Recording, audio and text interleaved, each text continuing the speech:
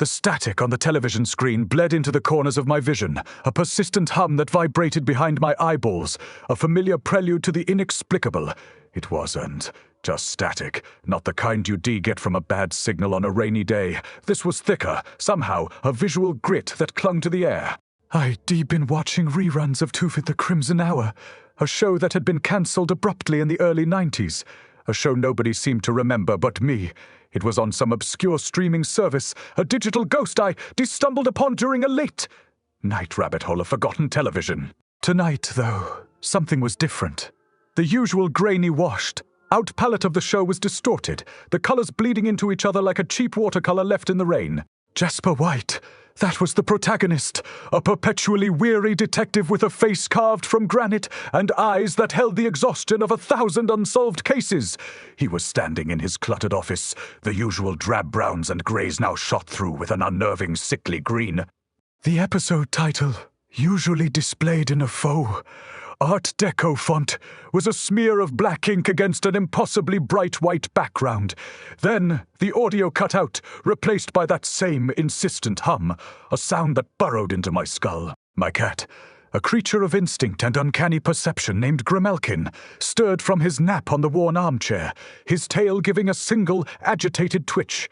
He looked at the screen, then at me, his emerald eyes wide and unblinking, a silent question in their depths. The script, if it could even be called that, had always been loose, reliant on atmosphere and Jasper White, increasingly grim internal monologues, but this was a deviation, a rupture in the familiar fabric of the show. Jasper White was no longer in his office. He was in a hallway, a long, echoing space rendered in shades of grey so profound, they seemed to absorb all light. The walls were bare, unadorned, the concrete a raw, unfinished texture that spoke of brutalist intent. His footsteps, usually the only sound in these solitary moments, were absent. There was only the hum, now a low thrumming that seemed to originate from the very foundations of the building. The camera panned slowly, deliberately, revealing rows of identical doors, each one a stark rectangle of black against the grey. No numbers, no labels, just an infinite oppressive uniformity. A draft snaked its way through the hallway, carrying with it a scent that was not quite dust, not quite decay, but something else, something metallic and cold.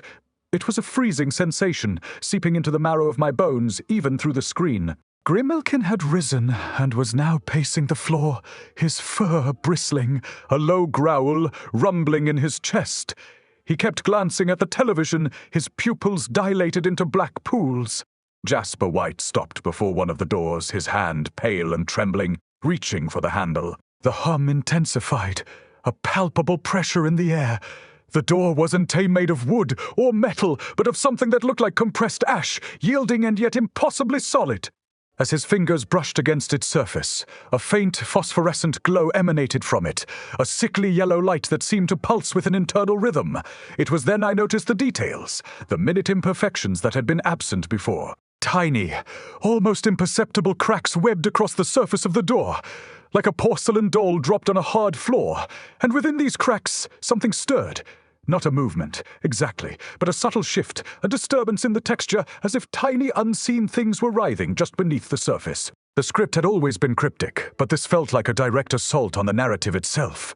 The episode was supposed to be about a missing child, a standard procedural, but the hallway, the doors, the unsettling glow, this was something else entirely. Something ancient and wrong was being revealed, a secret the show was never meant to hold. His hand, now slick with a cold sweat, finally grasped the handle.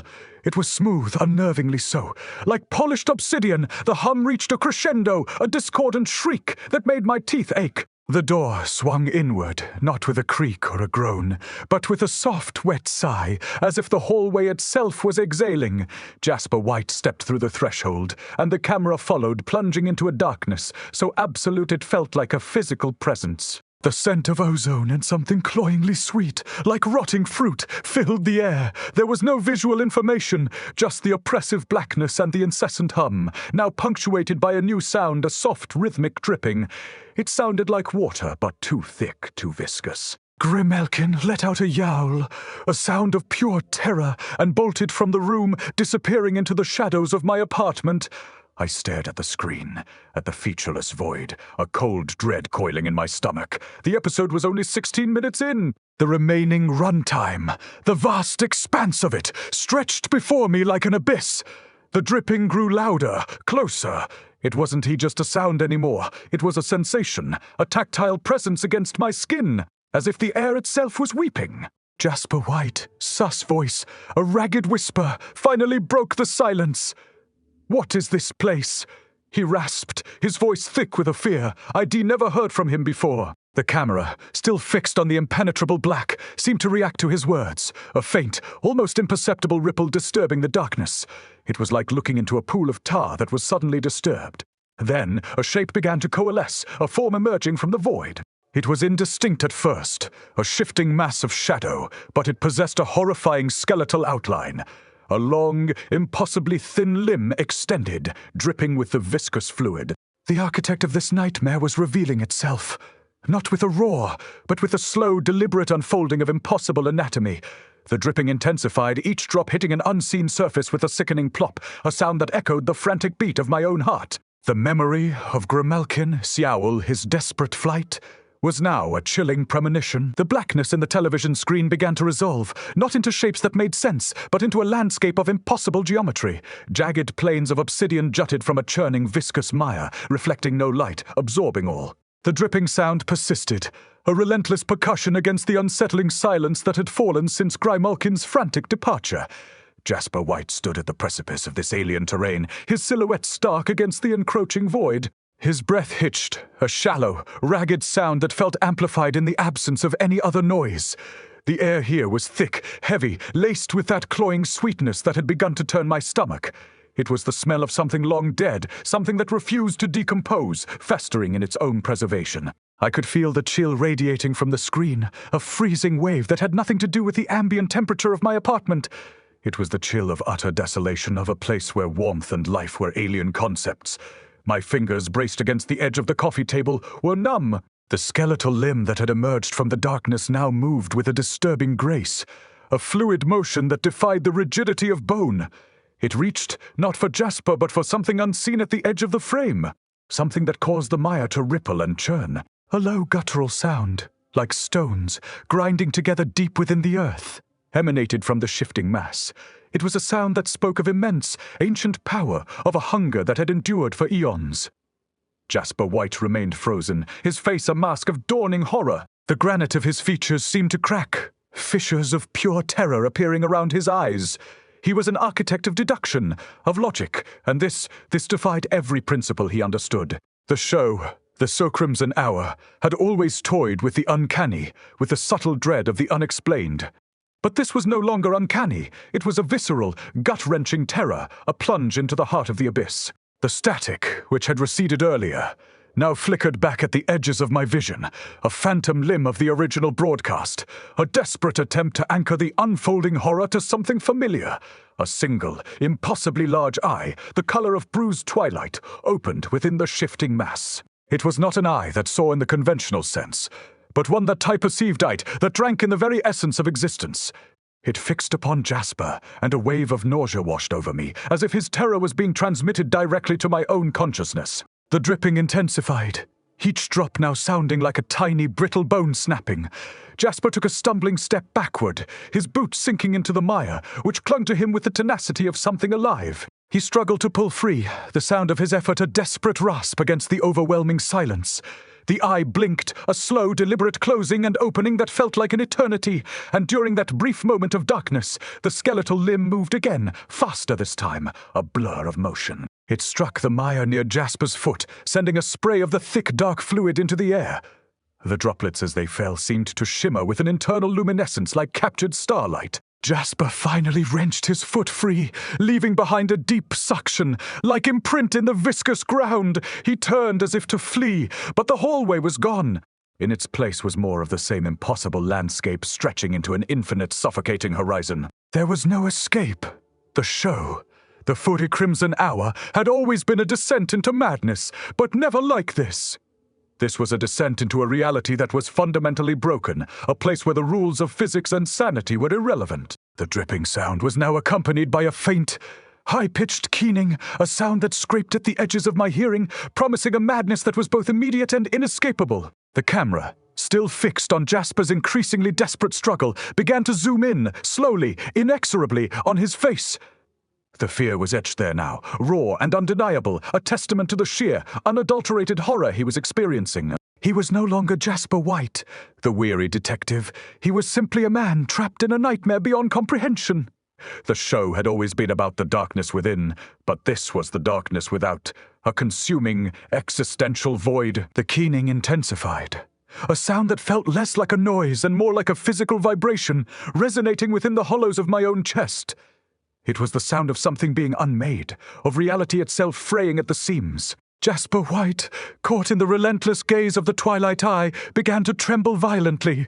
His breath came in shallow gasps, each exhale a ragged testament to his dwindling strength. The mire, thick and suffocating, now lapped at his knees, its dark surface churning with unseen currents. The skeletal limb, a grotesque appendage of the shapeless entity, retracted slightly, as if savoring his terror. The eye, however, remained open, its bruised hue seeming to deepen, drawing Jasper, and by extension myself, further into its unfathomable depths. The architect of this torment was patient, its movements deliberate, its hunger palpable. It was not a predator that struck with haste, but one that savored the slow, agonizing unraveling of its prey. The camera, still locked onto Jasper's face, captured a single glistening tear tracking a path through the grime and sweat. It was a starkly human detail against the alien backdrop, a fragile symbol of defiance against the overwhelming despair. The dripping had ceased, replaced by a silence that was even more unnerving, a void pregnant with unspoken horrors. Then, a whisper, so faint it was almost imagined, slithered through the static. It wasn't spoken words, not in any language I understood, but a series of sibilant exhalations, like the rustling of dry leaves. It felt like a caress, a cold, predatory touch against my eardrums. Jasper. Slips moved, though no sound emerged, his face contorting in a silent scream. The twilight eye seemed to expand, its depth increasing, pulling the very light from the surrounding void. It was a vortex of pure dread, a black hole of the soul.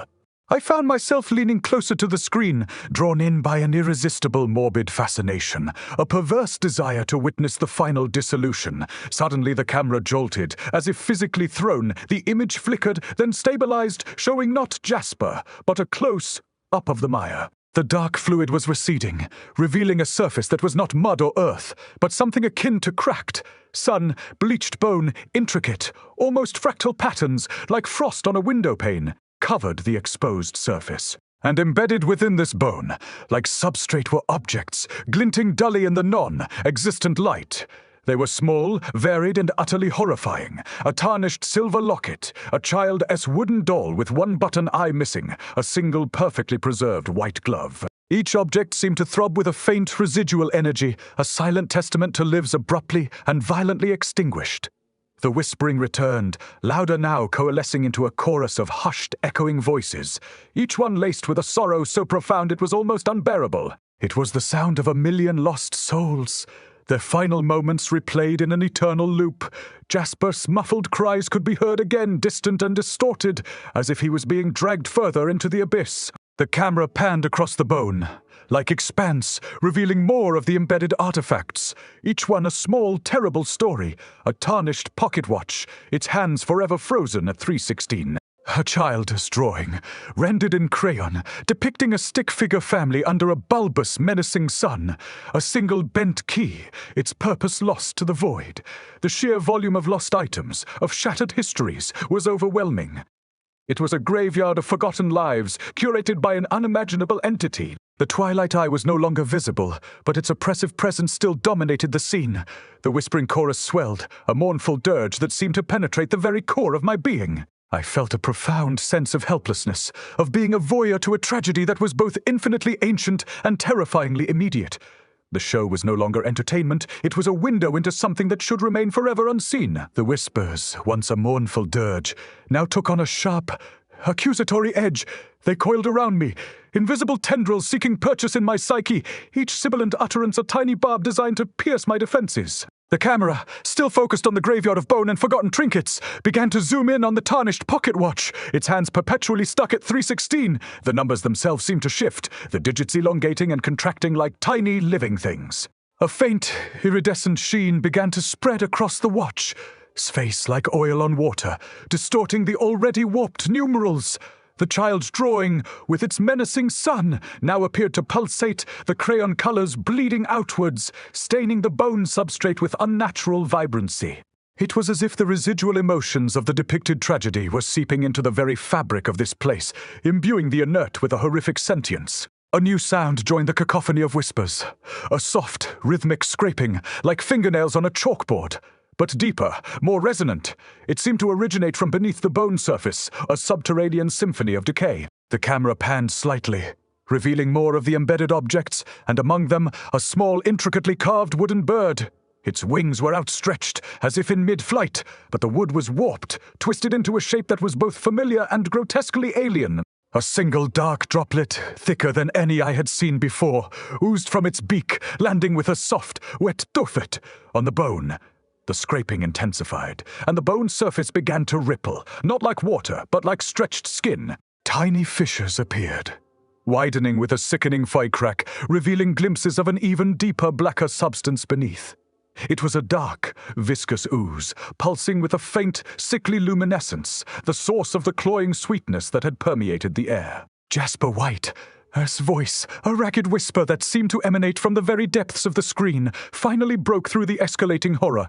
"It's her still here," he choked out, his words barely audible above the din. The camera swung back to him, his face now etched with a terrifying resignation. He was sinking deeper into the mire, the black ooze now reaching his chest. His eyes, wide and unseeing, were fixed on something beyond the frame, something I could not perceive. The twilight eye, I realized with a sickening lurch, was no longer visible because it was no longer external, it was everywhere. From the cavity emerged a multitude of pale, thin appendages, each tipped with a claw, like extremity. They reached for Jasper, not with aggression, but with an unsettling gentleness, like a mother embracing her child. The whispering voices shifted again, no longer accusatory but mournful, sorrowful, lamenting a loss that was both personal and universal. The architect was not just a destroyer. It was a collector, a curator of despair. The pale appendages, delicate yet impossibly strong, closed around Jasper White, not crushing him, but drawing him into the gaping maw in the bone like earth. His muffled cries became fainter, swallowed by the pulsating black ooze that now churned with increased vigor. The iridescent sheen on the pocket, watch intensified, the numerals twisting and writhing like tormented worms. The child's drawing seemed to bleed more profusely, the crayon colors spreading like a contagion, staining the spectral bones with hues of unspeakable dread. The scraping sound subsided, replaced by a low, guttural hum, the sound of immense machinery grinding deep within the planet's core, a symphony of cosmic entropy. It was the sound of creation being unmade, of order succumbing to chaos. The camera, still holding its position, began to slowly drift upwards, as if detached from any anchor, offering a wider, more disorienting view of the surreal landscape. The fragments of bone, once a stark expanse, now seemed to recede, revealing a vast, undulating plain of the same dark, luminous ooze. Scattered across this repugnant sea were more of the embedded objects, their silent stories lost in the overwhelming scale of the desolation. A child's shoe, its laces still tied, a wedding ring glinting with a phantom sparkle, a single desiccated rose, its petals impossibly preserved. Each object was a testament to a life extinguished, a memory consumed by the insatiable hunger of this place. The whispering voices had faded, replaced by the oppressive hum, a sound that vibrated in my very bones, a chilling premonition of my own eventual absorption. The camera continued its ascent, the details of the graveyard of souls blurring into an indistinct, sickening tapestry. The twilight eye, though unseen, felt closer than ever, its immense, indifferent gaze encompassing all. A new element began to emerge from the depths of the ooze. Not an appendage, not an object, but a subtle distortion in the fabric of reality itself. The hum seemed to coalesce around this distortion, focusing its sonic energy. It was as if the air was being stretched, thinned, a prelude to an impossible tear. The sickly sweet scent intensified, no longer just decaying matter, but something acrid, metallic like ozone mixed with blood. I felt a prickling sensation on my skin, a phantom touch, as if the screen itself was reaching out. Grimalkin's sudden, terrified departure was no longer a mystery. It was a warning, a desperate flight from a reality that had fractured beyond repair. The Verschimsen Hour, the forgotten show, had become a conduit, a portal through which this cosmic horror was bleeding into my world. The architect was not merely collecting, it was expanding, its influence seeping through the cracks of existence. The show was not lost, it was found, and it was terrifying. The distortion in the air intensified, rippling like heat haze over asphalt, but colder, far colder. It was a localized warping of space, a localized pocket of impossibility. The hum, no longer merely a sound, began to exert a physical pressure pushing against the boundaries of my perception. It felt like being submerged in thick, vibrating syrup. The camera, now impossibly distant, seemed to be observing the entire scene from an altitude that defied terrestrial physics. The graveyard of bone and trinkets was a mere speck on the vast, churning expanse of black ooze. The pale skeletal appendages that had drawn Jasper White below had vanished, absorbed back into the pulsating depths, leaving only the unsettlingly smooth surface. The metallic tang in the air sharpened, like the taste of old pennies on the tongue, a visceral herald of something fundamentally wrong. Then from the heart of the distortion, a single, impossibly sharp line of pure, unadulterated blackness emerged. It was not a shadow, for it cast no darkness. It was an absence, a void that consumed light and meaning. This line extended, slowly, deliberately bisecting the oppressive hum. With its appearance, the hum fractured, breaking into discordant notes like a shattered bell. The whispers, which had seemingly retreated, returned, no longer a chorus, but individual, ragged breaths, each one a fragmented plea, a whisper of eternal torment. The camera panned rapidly, attempting to follow the movement of this encroaching void, but it was too fast, too fluid. It was like trying to track a thought. It was the ultimate architect, not of structure, but of negation, of unmaking. The line of blackness touched the surface of the ooze, and where it made contact the viscous fluid hissed and recoiled, as if burned. A puff of acrid smoke, smelling of ozone and something anciently foul, rose from the point of contact. The objects embedded in the bone, previously inert, now seemed to tremble, their forgotten stories momentarily roused from their slumber by this intrusion of pure annihilation. The wedding ring flared with a brief, internal light. The wooden bird seemed to twitch its wings, and the desiccated rose momentarily unfurled a single dark petal. It was as if the very act of existence, however tragic, was a defiance against this encroaching void. The camera's perspective lurched again, and for a fleeting moment I saw it, not the line itself. But what it was doing it was carving, not through matter, but through the very fabric of the broadcast signal, through the connection between the television and the world. The show was not just a window, it was a tear. The tearing was no longer subtle. The line of absolute blackness, an entity of pure negation, was actively rending the fabric of the television broadcast. The image flickered violently, not with the familiar static of a bad signal, but with a horrifying fragmentation. Segments of the screen would momentarily dissolve into that same impenetrable black, only to snap back into existence, distorted and warped. The hum, once a unified pressure, had shattered into a cacophony of screeches and groans, like the death throes of a dying star. The whispers, now raw and primal, seemed to emanate not from the screen, but from the very air in my apartment, a chilling echo of the torment unfolding within the lost episode. The metallic tang in the air had intensified to an unbearable degree, coating my throat with a taste like rusted iron. The skeletal appendages, which had receded, now reappeared. Not from the ooze, but from the edges of the screen itself, stretching out like probing fingers. They were thinner now, more desiccated, their claw-like tips scraping against the glass of the television with a sound that made my teeth ache. It was a sound that spoke of infinite patience, of an ancient hunger finally finding purchase. The twilight eye, no longer a visible entity, felt like a presence encompassing everything, its vast, indifferent gaze now focused on the breach it had created. The embedded objects, the fragments of lost lives, pulsed with a desperate dying light, their stories momentarily flaring against the encroaching void. The wooden bird's wings beat a frantic, silent rhythm, a futile attempt at escape. The rose's single petal curled inward, a final solitary act of surrender. Suddenly, a new element entered the fray, not a visual one, but an auditory one, a sound that cut through the cacophony like a shard of ice. It was a child's giggle, faint and disembodied, tinged with a chilling innocence. It was the sound of the missing child, the supposed subject of the episode, but twisted, corrupted, imbued with the horror of this place. The giggle repeated. Closer this time, seeming to originate from just behind the television set.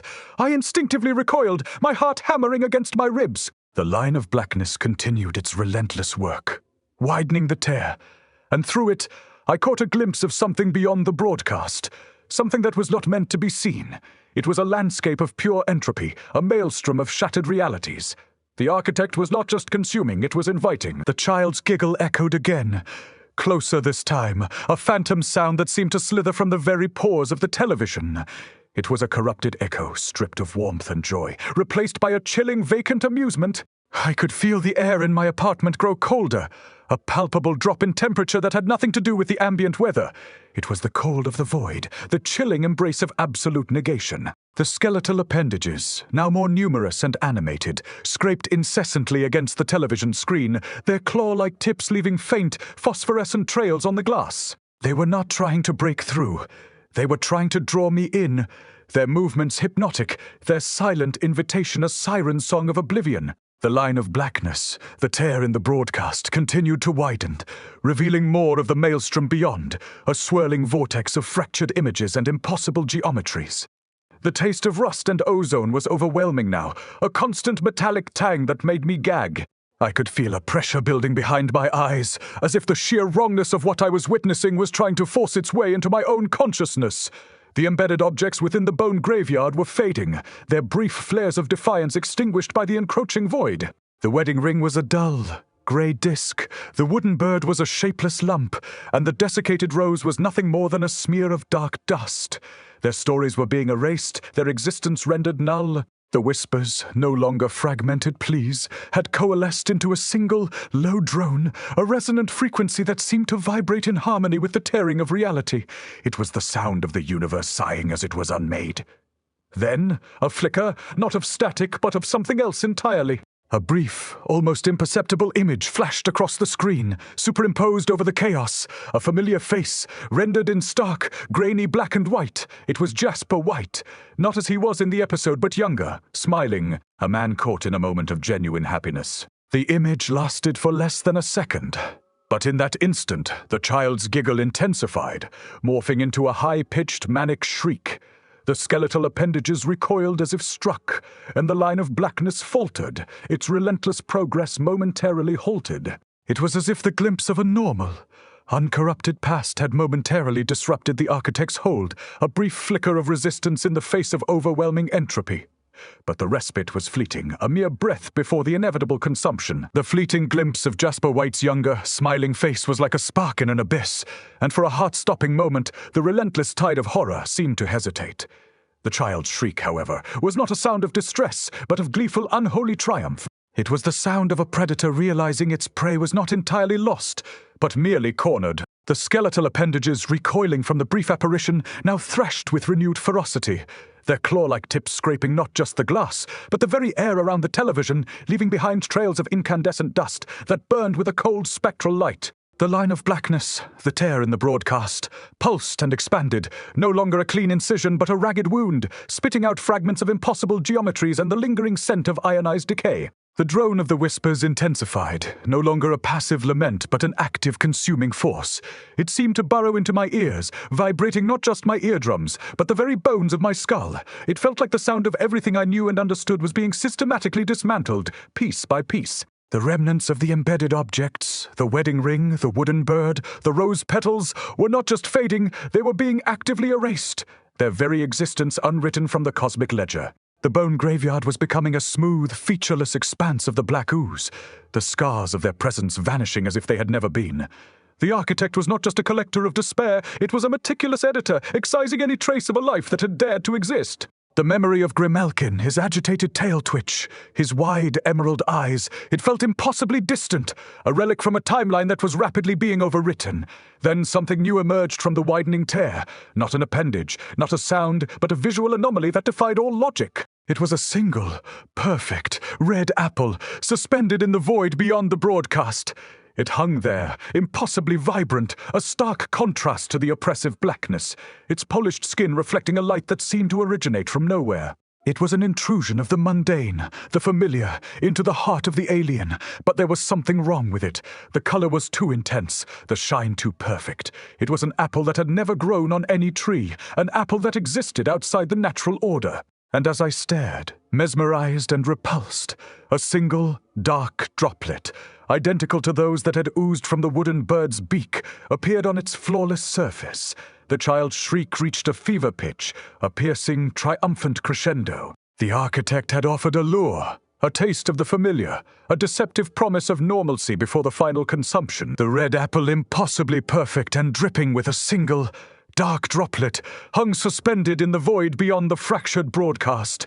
It was a false idol, a siren's call of normalcy in a landscape of utter desolation. The child's triumphant shriek, a sound that had clawed its way into the very marrow of my bones, reached its zenith, a piercing crescendo that threatened to shatter the fragile remnants of my sanity. The skeletal appendages, still thrashing, seemed to writhe in anticipation, their claw-like tips now leaving trails of incandescent dust that burned with a cold, spectral light. The line of blackness, the tear in reality, pulsed and expanded, no longer a clean incision but a gaping maw, spitting out fragments of impossible geometries and the lingering, acrid scent of ozone and something anciently foul. The drone of the whispers, a sound that had burrowed into my very being, finally coalesced into a single overwhelming sonic force.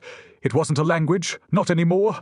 It was pure vibration, a resonant frequency that seemed to dismantle the world around me, my apartment, my own body, into its constituent elements. The metallic tang in the air, the taste of rusted iron, was now a burning in my throat, a precursor to the final dissolution. The wedding ring, the wooden bird, the rose petals, Futrin their assure was complete. The bone graveyard was gone, replaced by an endless expanse of the black ooze, its surface churning with an unseen, malevolent energy. The architect, the ultimate curator of despair, was not merely collecting memories, it was unmaking existence itself. The memory of Grimalkin, his agitated tail twitch, his wide emerald eyes, was the last coherent thought I could grasp.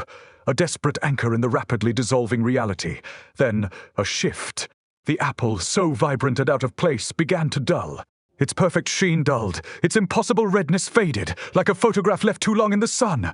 The single dark droplet on its surface seemed to expand, slowly, deliberately, engulfing the fruit. The child's shriek faltered, replaced by a choked gasp. The skeletal appendages froze, their movements becoming jerky, then still.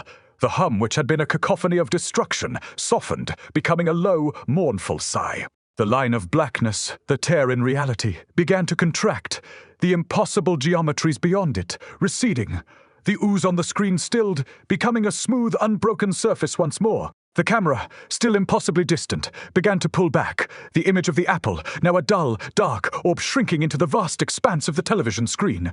The show, the For Crimson Hour, was not lost. It had been found, and now it was returning.